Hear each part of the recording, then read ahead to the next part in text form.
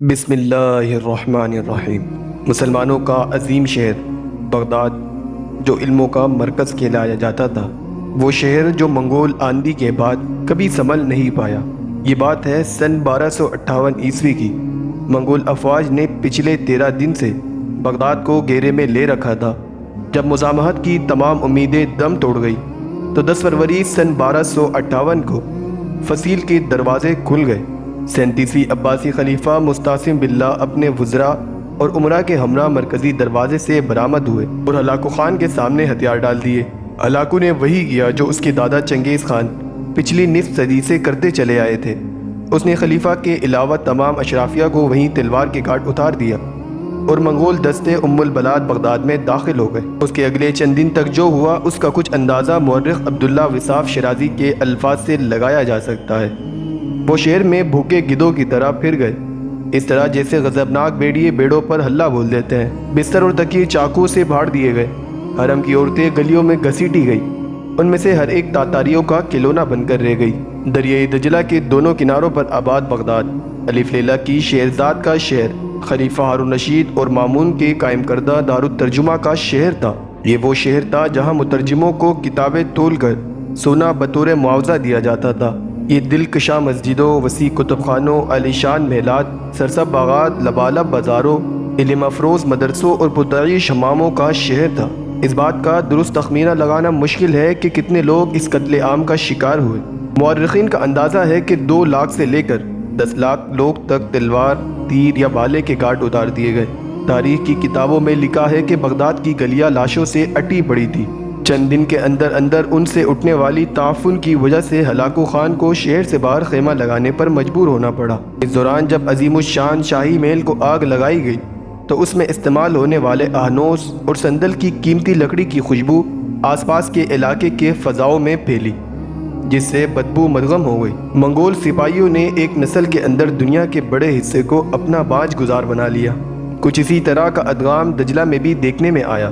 کہا جاتا ہے کہ اس اساطیری دریا کا مٹیالہ پانی پہلے چند دن سرخ بہتا رہا، پھر سیاہ پڑ گیا۔ سرخی کی وجہ سے وہ خون تھا جو گلیوں سے بہہ بہہ کر دریا میں شامل ہوتا رہا، اور سیاہی اس وجہ سے کہ شہر کے سینکڑوں کتب خانوں میں محفوظ نادر نسخے دریا میں پھینک دیے گئے تھے، اور ان کی سیاہی نے گل گل کر دریا کی سرخی کو مانند کر دیا۔ فارسی کے عظیم شاعر شیخ سعدی خاصا عرصہ بغداد میں رہے تھے اور انہوں نے یہیں کے مدرسہ نظامیہ میں تعلیم حاصل کی تھی۔ چنانچہ انہوں نے سکوت بغداد کا یادگار نوحہ لکھا، جس کا ایک شعر دل کو دہلا دیتا ہے۔ ہلاکو خان نے 29 جنوری سن 1257 کو بغداد کے محاصرے کا آغاز کیا تھا۔ حملے سے پہلے اس نے خلیفہ معتصم کو لکھا، لوہے کے سوئی کو مکہ مارنے کی کوشش نہ کرو، سورج کو بجھی ہوئی موم بتی سمجھنے کی غلطی نہ کرو، بغداد کی دیواریں فوراً گرا دو، اس کی خندقیں پاٹ دو، حکومت چھوڑ دو اور ہمارے پاس آ جاؤ۔ اگر ہم نے بغداد پر چڑھائی کی تو تمہیں گہری ترین پاتال میں پناہ ملے گی، نہ بلند ترین آسمان میں۔ 37ویں عباسی خلیفہ مستعصم باللہ کی وہ شان و شوکت تو نہیں تھی جو ان کے عظیم الشان اجداد کے حصے میں آئی تھی، لیکن پھر بھی مسلم دنیا کے بیشتر حصے پر ان کا سکہ چلتا تھا، اور خلیفہ کو زعم تھا کہ اس پر حملے کی خبر سن کر مراکش سے لے کر ایران تک کے سبھی مسلمان ان کے سامنے سینہ سپر ہو جائیں گے۔ چنانچہ خلیفہ نے ہلاکو کو جواب میں لکھا، نوجوان 10 دن کی خوش قسمتی سے تم خود کو کائنات کا مالک سمجھنے لگے ہو، جان لو کہ مشرق تا مغرب خدا کے ماننے والے اہل ایمان میری رعایا ہے، سلامتی سے لوٹ جاؤ۔ ہلاکو خان کو اپنے منگول سپاہیوں کی صلاحیتوں پر پورا اعتماد تھا۔ وہ پچھلے 4 اشروں کے دوران اپنے آبائی وطن منگول سے نکل کر 4000 میل دور تک آ پہنچے تھے، اور اس دوران معلوم دنیا کے بڑے حصے کو اپنا متی بنا چکے تھے۔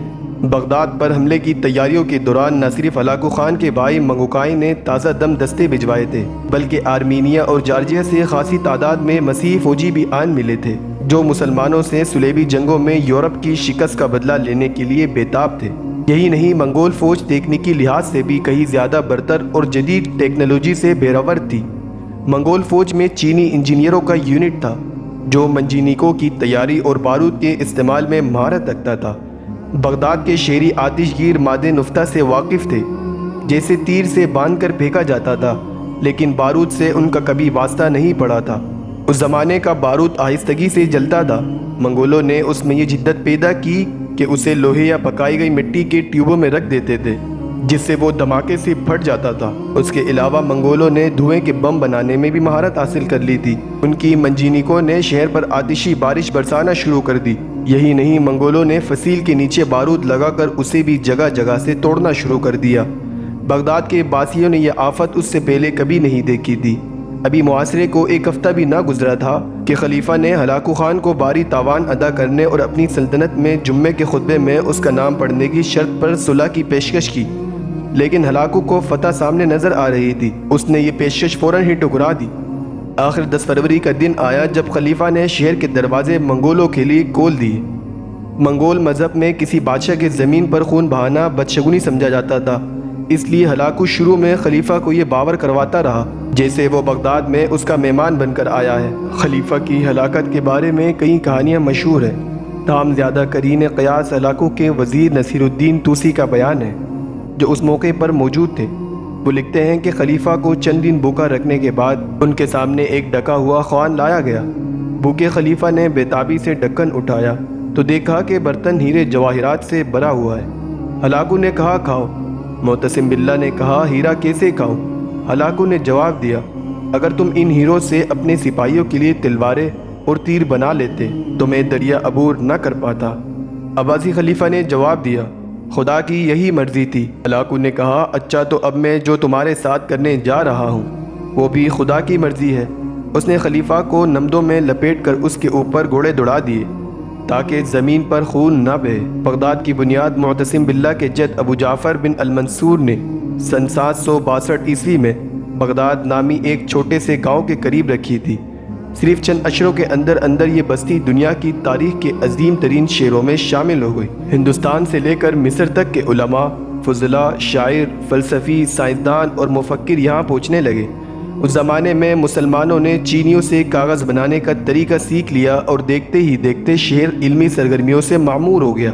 9ویں صدی میں بغداد کا ہر شہری پڑھ لکھ سکتا تھا۔ تاریخ دان ٹیریس چینڈلر کی تحقیق کے مطابق سن 775 سے لے کر سن 932 تک آبادی کے لحاظ سے بغداد دنیا کا سب سے بڑا شہر تھا۔ اس کے علاوہ اس سے 10 لاکھ کی آبادی تک پہنچنے والے دنیا کا پہلا شہر ہونے کا اعزاز بھی حاصل ہے۔ دارالترجمہ بیت الحکمہ میں یونانی، لاطینی، سنسکرت، سریانی اور دوسری زبانوں سے کتابیں ترجمہ ہونے لگی۔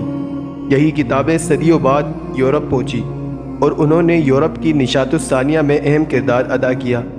الجبرا، الگورتھم، الکیمی، زینت الکحل وغیرہ جیسے درجنوں الفاظ بغداد کے اسی سنہرے دور کی دین ہیں۔ بغداد میں بسنے والے چند مشہور ہستیوں کے نام بھی دیکھ لیجئے۔